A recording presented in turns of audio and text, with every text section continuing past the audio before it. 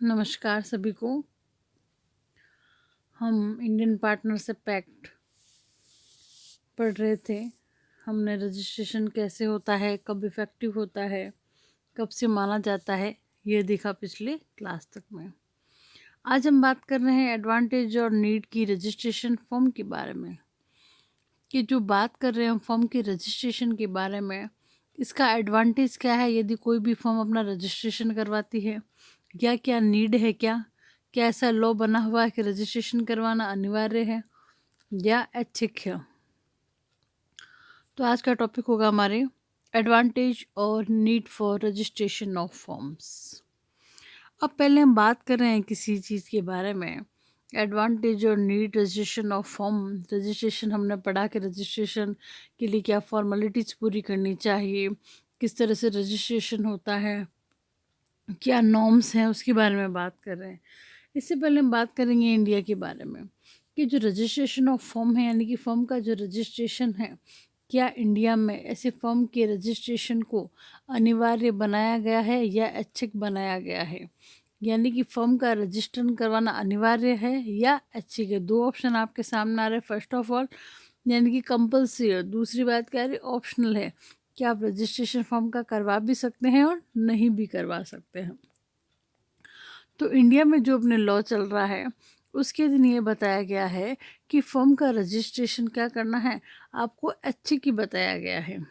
लेकिन ऐच्छिक बताया गया है, लेकिन क्या बात आ रही है, लेकिन ऐसी व्यवस्थाएं कर दी गई हैं, ऐसे लॉज बना दिए गए हैं, ऐसी सुविधा दे दी गई है जिससे फर्म का पंजीयन क्या हो गया, बनाया तो ऐच्छिक है लेकिन ऐसी सुविधाएं हैं, ऐसे अधिकार है और ऐसे दायित्व प्राप्त हो रहे हैं। वो किस तरह से प्राप्त हो रहे हैं, वो फर्म के पंजीयन के द्वारा ही प्राप्त हो रहे हैं। यदि आपने फर्म का पंजीयन नहीं करवाया गया इंडियन पार्टनरशिप एक्ट के अंतर्गत, तो आपको काफ़ी सुविधाओं से आप क्या लाभान्वित नहीं हो सकते, किसी भी आपकी क्षतिपूर्ति का वाद प्रस्तुत नहीं कर सकते, एक दूसरे पार्टनर के विरुद्ध कोई बात नहीं कर सकते। तो एक्चुअल में तो क्या होगा कि पंजीयन आवश्यक नहीं है, लेकिन व्यवस्था ऐसे बना दी गई है कि फर्मों के पंजीकरण की जो जरूर किए बिना क्या कर सकते हैं, इसकी संपूर्ण व्यवस्था कर दी गई है कि जो भी फर्म क्या करती है, अपना रजिस्ट्रेशन करवा लेती है, तो उस फर्म को और उससे जो संबंधित जो भी पार्टनर हैं उसके उनको भी क्या हो जाता है, कई सारे लाभ, कई सारे प्रॉफिट, अधिकार हमें प्राप्त हो सकते हैं। और कोई भी जो फर्म हो, यदि किसी प्रकार का अधिकार प्राप्त न हो, कोई प्रॉफिट से लाभान्वित नहीं हो रहे हैं, तो वह फर्म काफ़ी दिनों तक चल भी नहीं सकती है।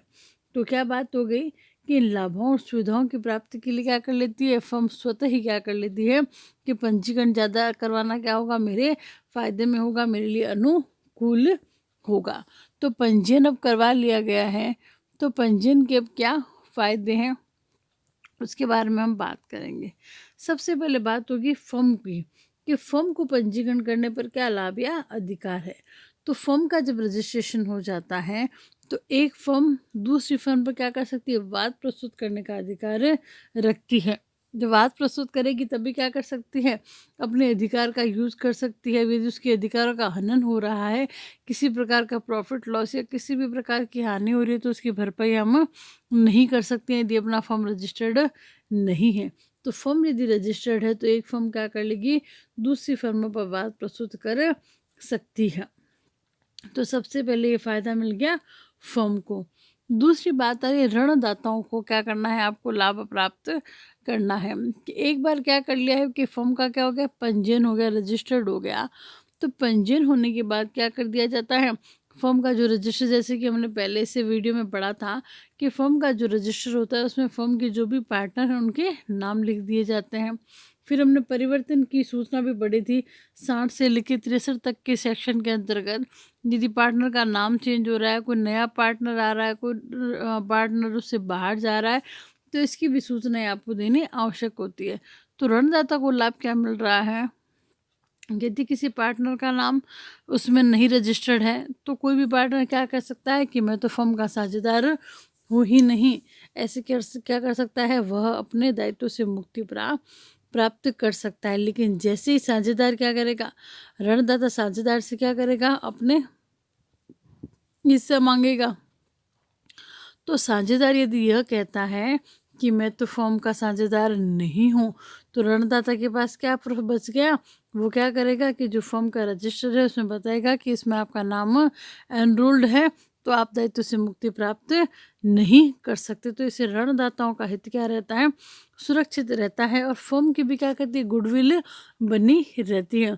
क्योंकि जो कोई भी लॉ बनता है तो उसमें क्या किया जाता है कि किसी भी व्यक्ति को उसके अधिकारों से वंचित नहीं रखा जाएगा, या किसी भी प्रकार का अधिक लाभ जो फ़ायदा उठाने का उसको अधिकार नहीं माना जाता। तो ऋणदाताओं को एक अच्छा लाभ मिल रहा है। फिर बात आती है थर्ड नंबर पर साझेदारों को लाभ। पार्टनर को क्या लाभ होगा? पार्टनर को लाभ ये होगा कि फर्म रजिस्टर्ड हो गई, अब फर्म के पार्टनर है, आज हम सब एक है, लेकिन हम क्या हो रहा है, किसी न किसी प्रकार का हमारे अंदर डिस्प्यूट हो गया, कोई बात प्रस्तुत हो गई, कोई हमारे विचार नहीं मिल रहे हैं, तो फर्म के जो पार्टनर क्या कर सकते हैं? एक दूसरे पार्टनर पर भी वाद प्रस्तुत कर सकती हैं। यानी कि दो, ये आप इसको क्रॉस मान सकते हैं कि फर्म साझेदार पर, और साझेदार क्या कर सकते हैं? फर्म दोनों ही क्या कर सकते हैं? एक दूसरे के विरुद्ध वाद प्रस्तुत कर सकते हैं। तो फर्म को लाभ मिल गया वाद प्रस्तुत करने का, ऋणदाताओं को मिल गया, और पार्टनर्स को एक दूसरे के विरुद्ध मिल गया, और फर्म को पार्टनर के विरुद्ध, और पार्टनर को फर्म के विरुद्ध, यानी कि वाइस वर्सा सबको प्रॉफिट प्राप्त हो गया। किसका? यदि आपने फर्म का रजिस्ट्रेशन करवाया है। फिर बात आती है प्रवेश करने वाले साझेदारों को लाभ। अब यदि हम देखते हैं कहीं पर भी हम कुछ कर रहे हैं, कहीं रजिस्टर्ड हो रहे हैं, नए नए हुए हैं, यदि नए करने में अपने यदि कोई एनरोल नहीं है, कोई नोटिस में नाम नहीं है, तो आपके जो अधिकार है वो क्या रहते हैं? एक थोड़ा पुख्ता नहीं होते। यदि यही फॉर्म रजिस्टर्ड है और आप क्या करोगे, जो धारा जो 60 पढ़ी थी हमने 61 और 63 के अंतर्गत, कि जिस धारा 61 क्या कहती है कि साझेदार का नाम या कोई स्थायी पता चेंज हो रहा है, या कोई अवयस्क व्यक्ति को 63 में मिला लिया गया, ऐसी कोई भी यदि सूचनाएं हैं, तो जैसे ही साझेदार का नाम क्या हो गया? एनरोल हो गया, तो अधिकार, उसे कानूनी अधिकार प्राप्त हो गए। नहीं तो जो नया साझेदार है, पंजीयन हुआ नहीं है, नया नया अभी आया है, तो एक जो उसको अधिकार है उसको पूरे मिल नहीं पाते यदि फर्म रजिस्टर्ड नहीं हो।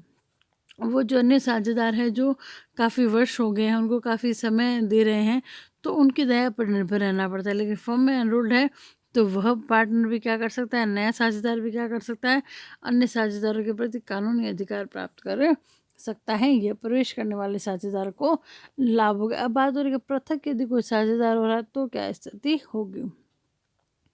यदि पंजीकृत फर्म का कोई साझेदार अलग हो रहा है, तो अलग, जैसे अलग हो रही हूँ मैं, आज मैं फर्म की साझेदार थी, आज मैंने कहा कि मैं फर्म से अलग होना चाहती हूँ, जैसे मैंने विघटन पढ़ा, डिसोल्यूशन पढ़ा, किस तरीके से भी विघटन हो रहा है, और मैंने यह अब क्या कर दिया? पब्लिक नोटिस, सूचना दे दी है कि मैं आज फला फला तिथि को क्या हो रहा हूँ? फर्म का पार्टनर नहीं हूँ, फर्म से निर्वृत्त हो रहा हूँ। तो फर्म से निर्वृत्त होने का मीनिंग क्या हो गया? कि वो फर्म के प्रति जो भी लाइबिलिटीज़ हैं, उनके दायित्वों के प्रति वो जिम्मेदार नहीं हो रहा है।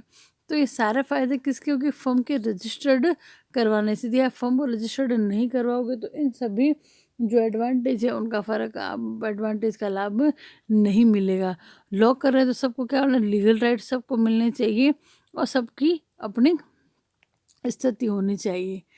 ठीक है, तो अब अगली क्लास में हम पढ़ेंगे कि यदि फर्म की पंजीयन न करवाने के क्या प्रभाव हैं, या पंजीयन कराए तो भी ठीक है, प्रॉफिट में न कराए कौन से अधिकारों पर यानी कि प्रभाव नहीं पड़ रहा है, और न करवाने के क्या फ़ायदे हैं, ये पढ़ेंगे अगली क्लास में।